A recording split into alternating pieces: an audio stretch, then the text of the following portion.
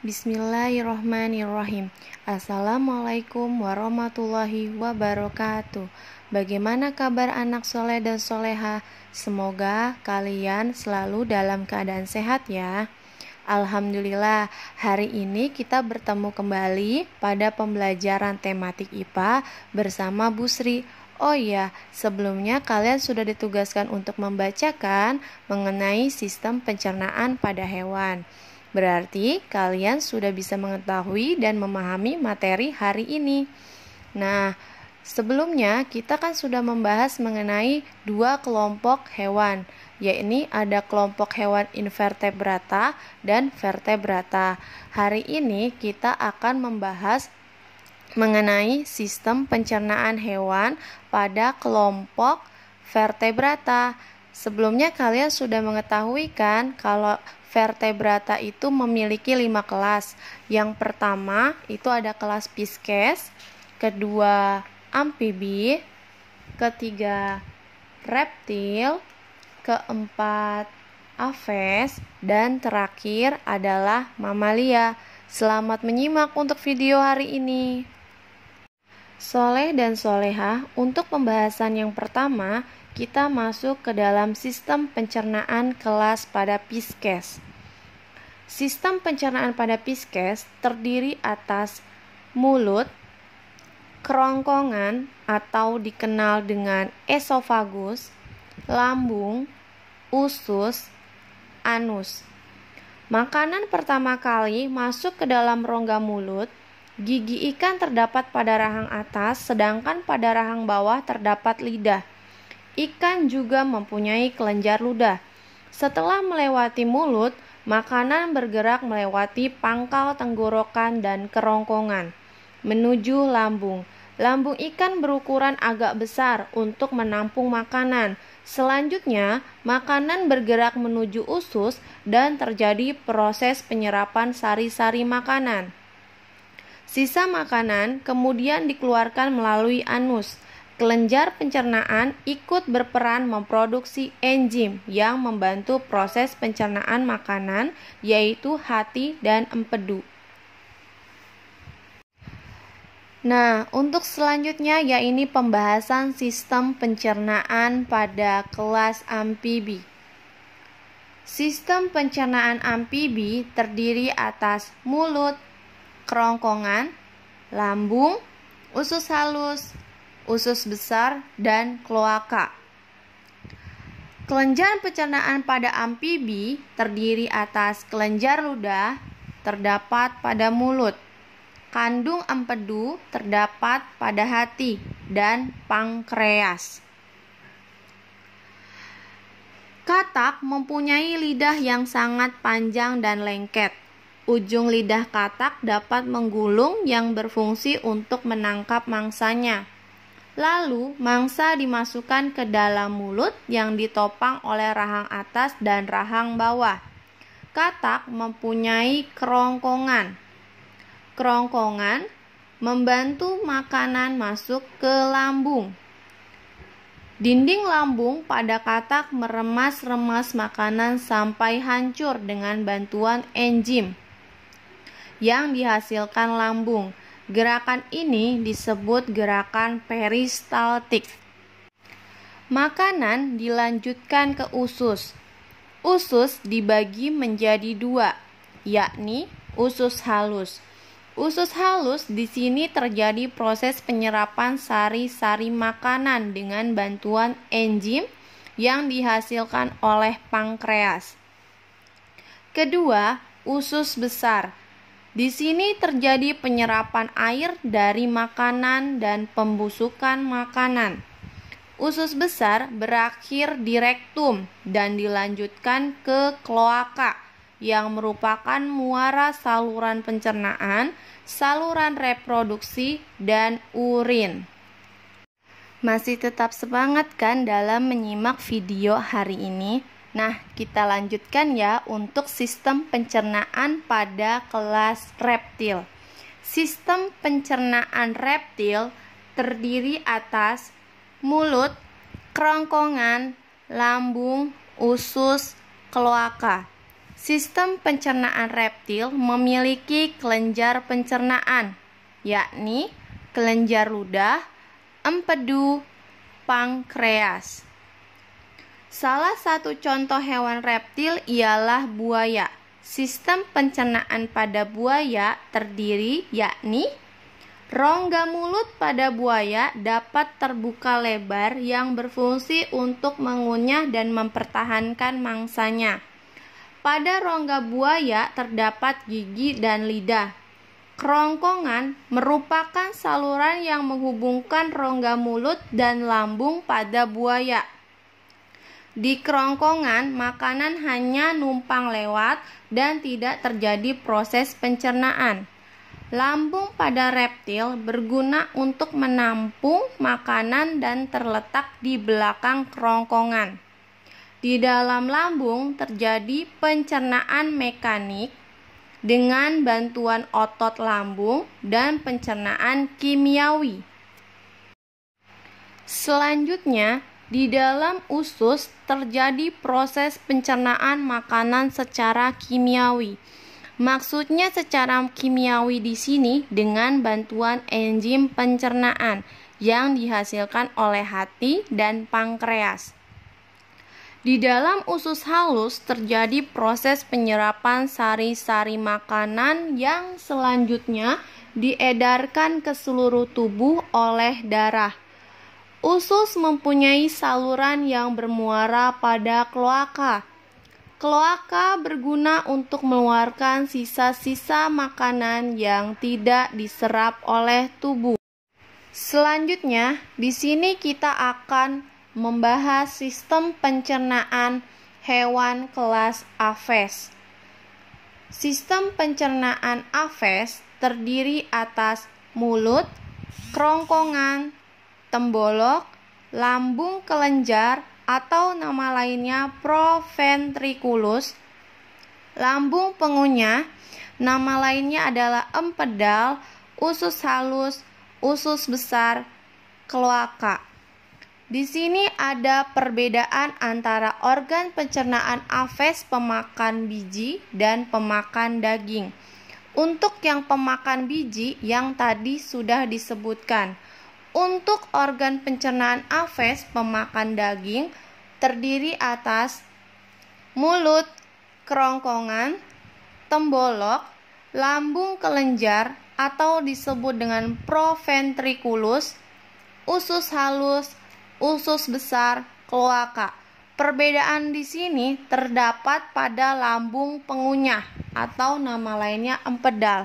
Karena lambung pengunyah atau empedal berfungsi untuk mencerna biji-bijian. Khusus pembahasan sistem pencernaan Aves di sini akan membahas mengenai Aves pemakan biji-bijian. Sistem pencernaan Aves, makanan masuk ke dalam mulut lalu menuju kerongkongan. Burung memiliki kantong otot di kerongkongan yang disebut tembolok. Fungsi tembolok adalah untuk tempat penyimpanan makanan sementara. Tembolok pada burung juga bekerja menghaluskan makanan sebelum masuk ke dalam sistem pencernaan berikutnya, yaitu lambung. Di dalam lambung akan mengalami proses pencernaan secara enzimatis dengan bantuan getah lambung. Secara enzimatis maksudnya di sini adalah dengan bantuan enzim. Fungsi utama lambung ialah untuk menyimpan makanan sekaligus mencerna makanan. Di dalam ampela terjadi proses pelumatan makanan yang dibantu dengan grit berupa kerikil atau batu kecil, pecahan kaca, remukan kerang, dan lain-lain. Grit ini membantu ampela dalam melumatkan menjadi partikel-partikel kecil agar lebih mudah dicerna. Proses penyerapan makanan terjadi di usus halus. Di dalam usus besar masih terdapat makanan yang tidak dapat dicerna dan tidak diserap oleh usus halus. Sebagian besar air akan diserap di dalam usus besar. Selanjutnya akan bermuara di rektum dan akan dibuang melalui kloaka. Itulah pembahasan mengenai sistem pencernaan pada aves. Selanjutnya, di sini kita akan membahas sistem pencernaan kelas mamalia. Sebelumnya kalian sudah tahu, mamalia itu ada yang pemakan daging dan pemakan rumput-rerumputan. Berdasarkan jenis makanannya, dilihat dari sistem pencernaan, dapat dilihat dari struktur giginya. Untuk karnivora, terdiri atas gigi geraham bergerigi dan gigi taring tajam. Untuk yang herbivora, struktur giginya terdiri atas gigi geraham datar dan lebar, gigi taring tidak berkembang atau tidak terdapat gigi taring. Nah, sekarang kita akan membahas mamalia dari kelompok herbivora. Untuk kelompok herbivora dari subordo Rumenansia atau dikenal dengan pemamah biak adalah sekumpulan hewan herbivora yang mempunyai dua sistem pencernaan, yaitu mengunyah makanan di dalam mulut tetapi masih kasar dan kemudian ditelan, lalu mengeluarkan makanan ini kembali ke dalam mulut untuk dikunyah. Kemudian barulah proses pencernaan normal terjadi. Selanjutnya, untuk sistem pencernaan mamalia, kita akan membahas dari kelompok hewan herbivora, subordo Rumenansia, atau dikenal dengan pemamah biak. Contohnya adalah rusa, domba, sapi. Struktur lambungnya poligastrik. Hewan herbivora subordo Rumenansia terdiri atas 4 bagian lambung Rumenansia. Terdiri atas rumen, retikulum, omasum, abomasum. Sistem pencernaan pada hewan mamalia kelompok herbivora terdiri atas mulut, kerongkongan, rumen, retikulum, omasum, abomasum, usus halus, usus besar, anus. Urutan sistem pencernaan hewan pemamah biak adalah sebagai berikut. Perjalanan makanan pada sistem pencernaan hewan pemamah biak adalah: makanan dikunyah dengan gigi seri dibantu oleh lidah dan dicampur dengan air liur dalam mulut. Kemudian ditelan masuk ke dalam lambung melalui esofagus. Kerongkongan atau esofagus berukuran pendek dan elastis sehingga mampu menyesuaikan besar kecilnya makanan. Makanan akan masuk ke dalam lambung. Lambung Rumenansia mempunyai 4 bagian. Selanjutnya makanan akan masuk ke dalam rumen. Di dalam rumen terjadi proses pencernaan polisakarida dan protein, serta fermentasi selulosa dengan bantuan enzim selulose. Hasil fermentasi selulosa yakni berupa gula untuk mikroba, sedangkan sapi akan mendapatkan asam lemak sebagai bahan dasar pembentuk lemak. Selanjutnya, di dalam retikulum, makanan diaduk kemudian dicampur dengan enzim yang dihasilkan oleh bakteri yang ada, hingga akhirnya menjadi bolus, gumpalan-gumpalan yang masih kasar. Sambil beristirahat, gumpalan makanan tersebut didorong kembali ke mulut untuk dikunyah lebih sempurna, atau dikenal dengan dimamah kedua kali. Setelah itu, gumpalan makanan ditelan lagi masuk ke omasum. melewati rumen dan retikulum. Di dalam omasum, makanan akan dihaluskan dengan bantuan enzim dan terjadi penyerapan air. Kemudian, gumpalan makanan diteruskan ke abomasum. Di dalam abomasum, makanan dicernakan lagi dengan bantuan enzim dan asam klorida.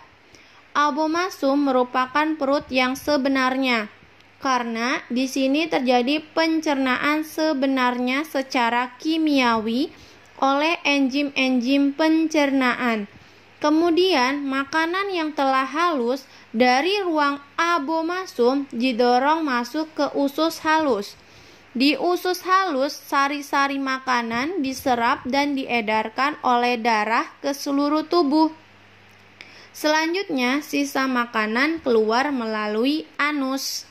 Alhamdulillahirobbil alamin. Terima kasih kepada Ananda semua yang telah menyimak video pembelajaran hari ini. Semoga pembelajaran hari ini menyenangkan dan bermanfaat. Apabila ada salah kata dari Bu Sri, mohon maaf. Nah, cukup sekian untuk pembelajaran hari ini. Semoga kalian tetap semangat dan sampai bertemu di pembelajaran berikutnya. Wassalamualaikum warahmatullahi wabarakatuh.